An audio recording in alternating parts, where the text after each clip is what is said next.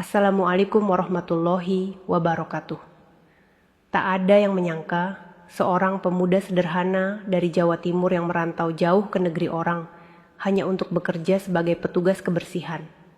Tapi siapa sangka di sebuah rumah sakit mewah di Jerman, takdir membawanya bertemu seorang gadis cantik keturunan bangsawan bisnis otomotif dunia yang sudah berbulan-bulan terbaring koma tak berdaya. Dokter-dokter terbaik menyerah. Semua pengobatan modern tak mampu membuat gadis itu bangun. Hingga muncullah pemuda desa ini dengan ilmu pijat tradisional dan ramuan herbal warisan leluhurnya. Pertanyaannya, mungkinkah seorang petugas kebersihan mampu melakukan hal yang tak sanggup dilakukan para dokter spesialis Eropa?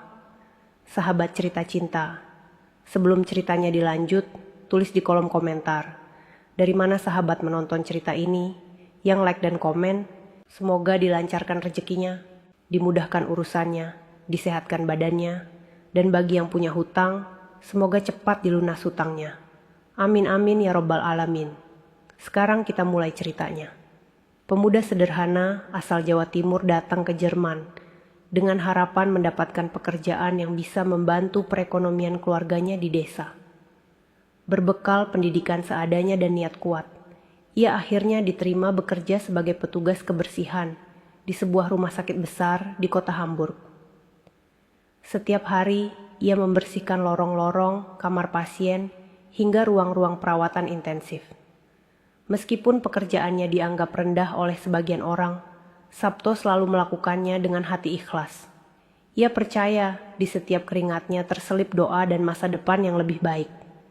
Di rumah sakit itulah, Sabto pertama kali melihat Melanie Henners, gadis muda berambut pirang dengan wajah cantik khas Jerman, yang sudah berbulan-bulan terbaring koma. Melanie adalah putri tunggal dari seorang pengusaha otomotif besar bernama Mr. Henners, pemilik jaringan perusahaan otomotif terkenal di Eropa. Sejak kecelakaan mobil yang tragis, Melanie kehilangan kesadarannya. Berbagai dokter telah berusaha, namun kondisinya tetap sama, tak bergerak, hanya berbaring dengan selang infus dan alat bantu nafas. Hari-hari Sabto membersihkan kamar itu membuatnya akrab dengan suasana di sekitar Melanie. Kadang, ia berbicara sendiri sambil membersihkan, seolah berbicara dengan Melanie. Kalau saja kamu orang desa, mungkin sudah ada yang mencoba pijat tradisional nona. Ucap Sabto lirih sambil menata bunga di meja kecil samping ranjangnya. Rasa iba bercampur kagum selalu hadir di hati Sabto. Ia tahu posisinya hanya seorang pekerja rendahan. Namun setiap kali melihat wajah Melanie, ada sesuatu yang menggetarkan hatinya. Ia merasa ada panggilan batin yang membuatnya ingin menolong, meski ia sendiri tak tahu bagaimana caranya. Beberapa perawat kadang memperhatikan tingkah Sabto. Mereka mengira Sabto hanya terlalu baik hati atau sekedar kasihan pada pasien cantik yang tak kunjung sadar. Namun bagi Sabto, itu lebih dari sekedar rasa kasihan. Ia merasakan sebuah ikatan aneh, seolah Tuhan menempatkannya di situ bukan hanya untuk sekedar membersihkan lantai. Suatu sore ketika sedang mengepel, Sabto melihat Ibu Melanie duduk termenung di samping putrinya. Wajahnya terlihat sangat lelah. Matanya sembab karena sering menangis. Sabto yang biasanya hanya diam, kali ini memberanikan diri untuk menyapa dengan sopan. Bu, sabar ya. Saya yakin suatu hari nanti Nona Melanie bisa sadar. Katanya pelan sambil menata bunga di meja kecil samping ranjangnya. Rasa iba bercampur kagum selalu hadir di hati Sabto. Ia tahu posisinya hanya seorang pekerja rendahan. Namun setiap kali melihat wajah Melanie, ada sesuatu yang menggetarkan hatinya. Ia merasa ada panggilan batin yang membuatnya ingin menolong, meski ia sendiri tak tahu bagaimana caranya. Suatu hari, Sabto mengingat mengambil sesuatu yang berharga dari kampung halamannya sebelum berangkat ke Jerman. Sebuah surat amanah dari almarhum kakeknya, yang berisi catatan dan gambar tentang teknik pijat syaraf Sabto Sakti yang sudah turun-temurun. Kakeknya sangat percaya bahwa metode itu bukan hanya mengobati fisik, tetapi juga mampu menghubungkan energi alam semesta dengan potensi kesembuhan manusia yang tersembunyi. Sejak hari itu, benih keinginan besar tumbuh di hati Sabto. Ia tak hanya ingin lewat dan membersihkan ruangan. Ia ingin melakukan sesuatu yang lebih besar, sesuatu yang mungkin bisa membuka jalan kesembuhan bagi Melanie.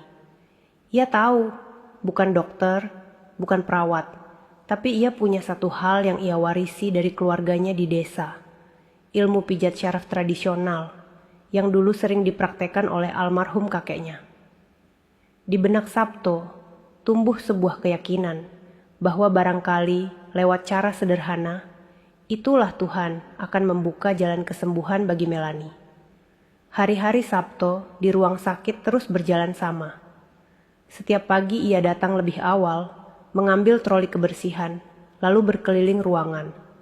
Lantai-lantai berkilau karena sapu tangan kasarnya. Jendera bening dari sapuan kain lap dan bau antiseptik bercampur dengan harum sabun pembersih yang ia gunakan.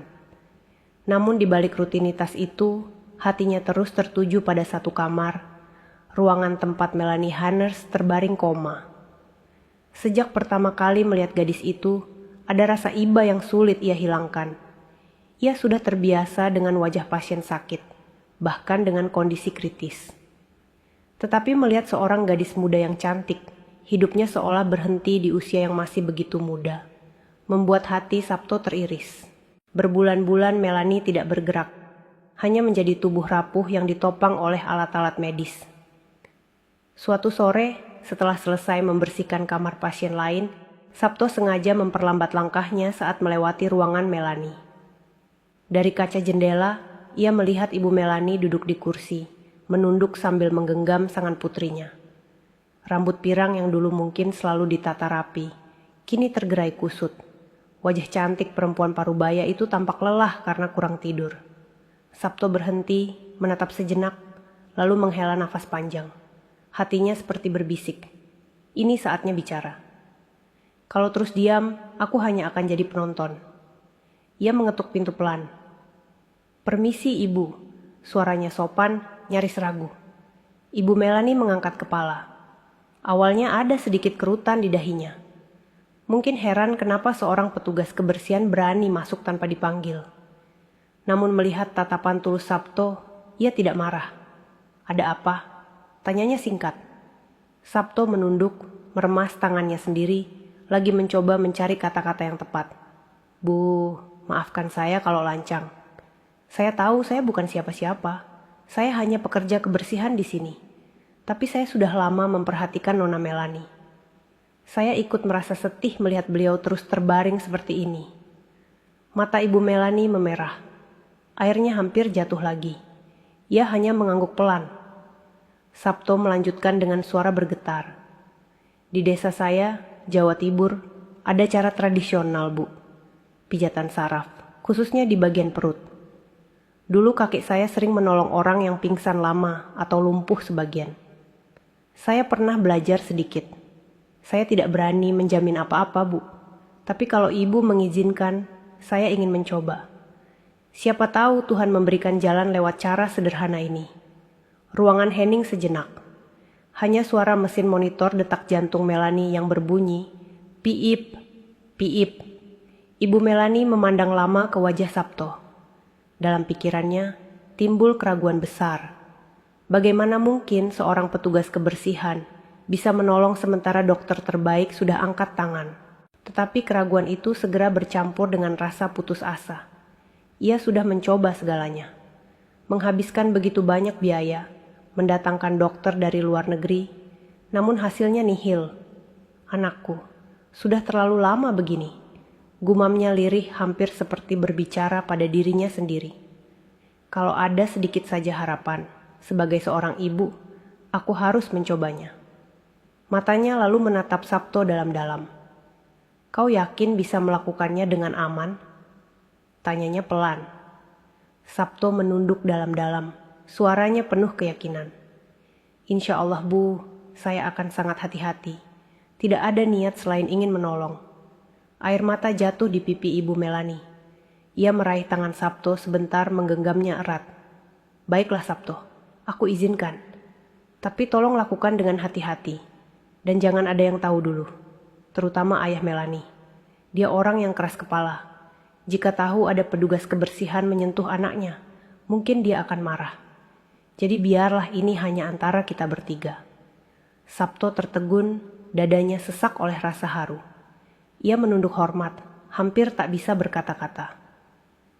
Terima kasih Bu, saya akan lakukan sebaik-baiknya. Sejak malam itu, kehidupan Sabto berubah. Ia tak lagi hanya sekedar menyapu lantai dan mengetel kamar.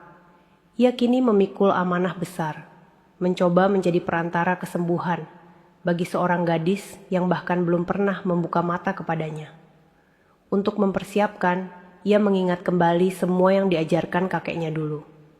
Ia mulai mengumpulkan bahan herbal sederhana, minyak kelapa, jahe, dan rempah yang ia beli di toko Asia kecil dekat asramanya. Ia racik dengan telaten, mencampurkannya hingga menghasilkan aroma hangat yang menenangkan. Ketika malam tiba, saat rumah sakit sudah lebih sepi dan hanya suara langkah perawat yang sesekali terdengar di lorong, Sabto datang bawa botol kecil berisi minyak racikannya. Ia menatap Melani yang masih terbaring dengan wajah damai. Lalu ia berdoa dalam hati. Ya Allah, ini bukan tentang aku. Ini tentang seorang ibu yang merindukan putrinya. Jadikan tanganku perantara, bukan karena hebatku, tapi karena kuasamu. Ibu Melani menatap dengan cemas bercampur harapan. Untuk pertama kalinya, sejak lama, matanya sedikit berkinar. Ada sesuatu yang membuatnya merasa tidak sendirian lagi. Dan malam itu, sebuah babak baru dimulai. Sabto bersiap untuk melakukan hal yang tidak pernah ia bayangkan sebelumnya. Mencoba menghubungkan dua dunia. Tradisi sederhana dari desa kecil di Jawa Timur dengan dunia modern rumah sakit di Jerman. Malam pertama, Sabto melakukan pengobatan itu terasa begitu menegangkan. Ia membawa botol kecil berisi minyak racikan sederhana, campuran minyak kelapa, jahe, dan sedikit rempah yang ia panaskan di atas api kecil sebelum dibawa ke rumah sakit. Aroma hangat dan khas menyebar begitu tutup botolnya dibuka. Membuat suasana kamar rawat Melani terasa berbeda. Ibu Melani duduk di samping ranjang. Kedua tangannya saling menggenggam erat, seolah tengah menahan doa dan harapan. Ia menatap Sabto dengan tatapan penuh kepercayaan, bercampur cemas. Sabto, tolong lakukan perlahan. Aku tidak ingin anakku terluka. Ucapnya lirih.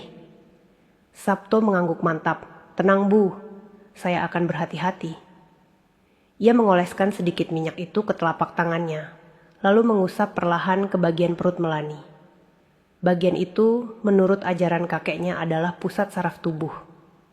Dari sana, aliran energi dan darah bisa dipengaruhi. Jemari Sabto bergerak pelan, menekan titik-titik tertentu, kadang memutar perlahan, kadang menekan dalam sambil membaca doa dalam hati. Ruangan itu hening. Hanya terdengar bunyi mesin monitor bip-bip yang mengiringi detak jantung Melani. Setiap kali jarinya menyentuh kulit dingin Melani, Sabto berbisik pelan, hampir tak terdengar. Bangunlah Nona, ada ibumu yang menunggu, ada masa depan yang harus kau jalani. Malam pertama tak ada perubahan besar, namun ibu Melani bersuara lirih dengan mata berbinar. Lihat, wajahnya lebih segar, seolah tidur yang lebih tenang. Sabto hanya tersenyum tipis. Ia tahu perjalanan ini masih panjang. Hari demi hari, mereka terus melakukan terapi itu. Siang hari, Sabto tetap bekerja sebagai petugas kebersihan. Malamnya, ia datang dengan minyak racikannya, melakukan pijatan sambil mengucap doa. Kadang tubuhnya lelah luar biasa, tapi setiap kali ia melihat wajah pucat Melani, semangat itu kembali. Pada malam keempat, sesuatu yang tak biasa terjadi.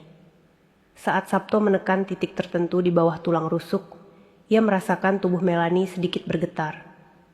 Jemari tangannya refleks berhenti. Bu, tadi rasanya seperti ada gerakan. Bisiknya cepat. Ibu Melani menoleh panik, menatap wajah anaknya. Benar, kelopak mata Melani sedikit bergetar, seolah berusaha membuka. Sabto segera melanjutkan pijatannya. Tali ini lebih lembut namun penuh konsentrasi. Ia berdoa lebih kusyuk, Keringat dingin menetes di pelipisnya, hingga tiba-tiba jari tangan Melanie bergerak pelan. "Melanie!" teriak ibu Melanie dengan suara tercekat. Ia segera menggenggam tangan putrinya. "Nak, kau dengar suara ibu?" Kelopak mata Melanie terbuka perlahan, walau hanya sedikit. Suaranya lirih, serak, nyaris tak terdengar. "Ih, ibu!" Air mata ibu Melanie langsung jatuh deras. Ia menunduk, menciumi tangan putrinya sambil terus menangis syukur. Sabto menunduk, matanya berkaca-kaca. Ia tak pernah menyangka, secepat itu ada perubahan besar. Keesokan harinya, dokter yang memeriksa Melanie dibuat terkejut. "Ini luar biasa," ujar seorang dokter senior. "Secara medis, pasien koma berbulan-bulan itu biasanya sulit kembali sadar. Tapi putri Anda, dia sudah bisa membuka mata dan merespons. Mereka tak bisa menjelaskan bagaimana hal itu bisa terjadi. Bagi mereka, ini sebuah anomali medis.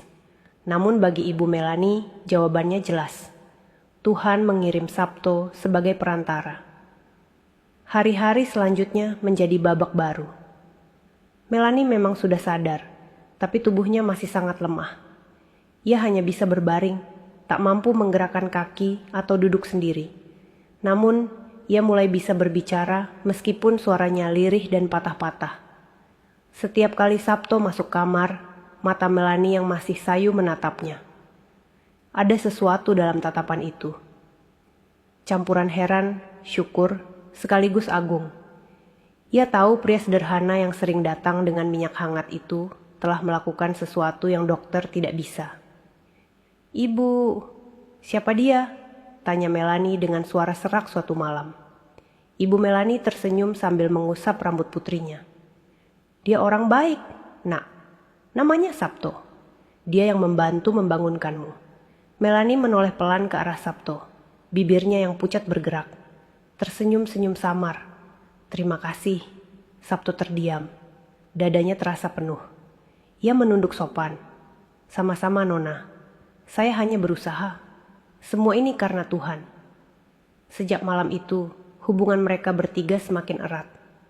Ibu Melanie tak lagi merasa sendirian.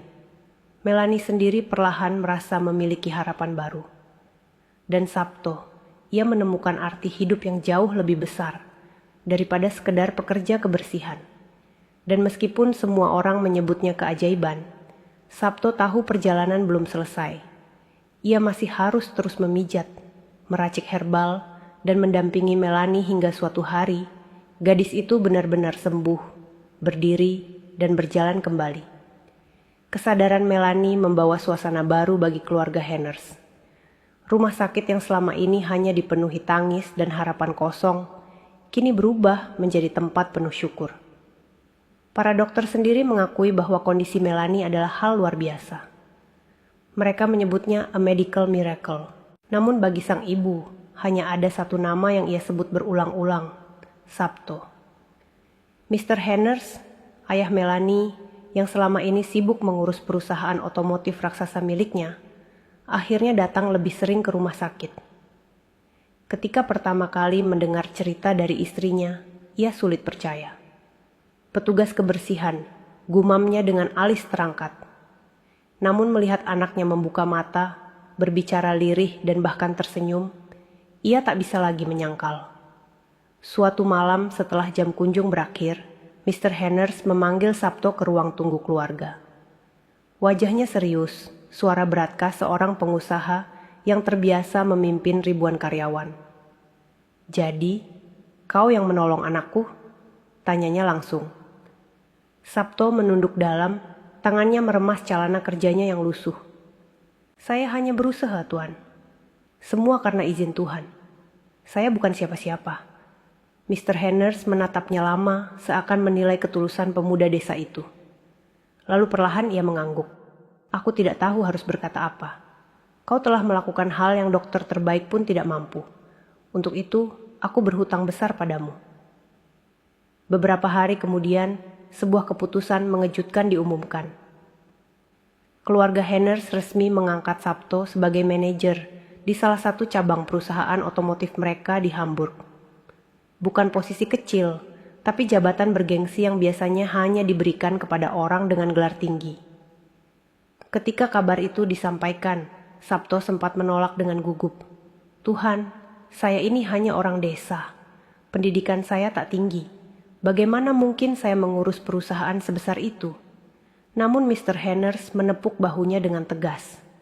"Kami tidak hanya mencari orang pintar, tapi orang yang jujur, tulus, dan setia. Kau sudah membuktikan itu. Kau bukan sekedar karyawan bagiku. Kau sudah bagian dari keluarga kami." Air mata menetas di pelupuk mata Sabto. Ia mengangguk perlahan, menerima amanah besar itu dengan hati penuh syukur. Meski kini mengenakan jas rapi dan duduk di kursi manajer, Sabto tidak pernah melupakan jati dirinya. Setiap malam selepas pulang kerja, ia tetap datang ke rumah sakit. Ia membawa botol kecil berisi minyak herbal, duduk di samping ranjang Melanie, lalu memijat perlahan perutnya seperti dulu. Perlahan kondisi Melanie semakin membaik. Ia mulai bisa menggerakkan tangan, lalu duduk dengan bantuan bantal. Senyumnya Ken sering menghiasi wajah pucatnya. Setiap kali Sabto datang, matanya berbinar. "Kau tidak pernah lelah?" tanya Melanie suatu malam dengan suara masih lirih. Sabto tersenyum tipis. "Tidak, Nona. Kalau melihatmu semakin membaik, semua rasa lelah hilang." Ibu Melanie yang duduk di samping hanya bisa tersenyum haru, kadang tak kuasa menahan air mata. Ia tahu, tanpa pemuda sederhana asal Jawa Timur itu, mungkin ia sudah kehilangan putri satu-satunya. Nama Sabto mulai dikenal di kalangan rumah sakit. Para perawat memandangnya dengan hormat, bukan lagi sekedar petugas kebersihan. Bagi mereka, ia adalah simbol bahwa kesembuhan bisa datang dari ketulusan hati, bukan hanya kecanggihan medis. Bagi Sabto sendiri, itu semua bukan soal jabatan, bukan pula soal pujian. Ia hanya ingin melihat Melanie suatu hari benar-benar sembuh, berdiri dan berjalan keluar dari kamar rumah sakit itu dengan senyum lebar. Ia ingin melihat mata Melanie bersinar bukan karena sakit, tapi karena kehidupan yang baru. Dan pada suatu malam, setelah selesai memijat, Sabto berdoa dalam hati sambil menatap wajah Melanie yang mulai berwarna. "Ya Allah, izinkan aku tetap setia di sisinya. Biarkan tanganku terus menjadi perantara sampai hari dia sembuh benar-benar tiba." Cerita itu belum selesai. Jalan kesembuhan Melanie masih panjang. Namun satu hal pasti, di balik semua keajaiban itu, ada seorang pemuda sederhana bernama Sabto, yang tidak hanya mengubah hidupnya sendiri, tapi juga kehidupan sebuah keluarga besar di Jerman. Dari seorang petugas kebersihan, ia kini menjadi seorang manajer terhormat.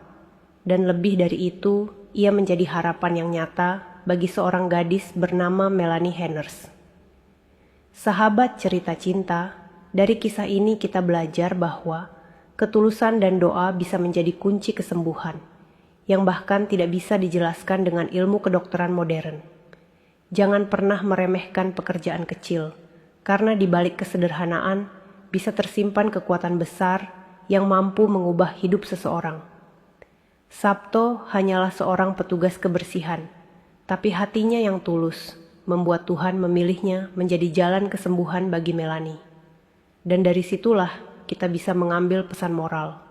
Keikhlasan hati lebih berharga daripada harta dan jabatan.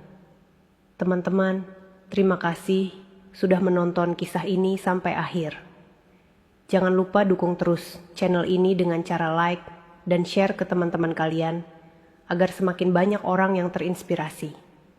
Mohon maaf yang sebesar-besarnya bila dalam cerita ini ada salah kata, penyebutan nama, atau kisah yang kebetulan sama dengan orang tertentu. Itu murni ketidaksengajaan. Terima kasih. Sampai jumpa di kisah inspiratif berikutnya hanya di channel Cerita Cinta. Wassalamualaikum warahmatullahi wabarakatuh.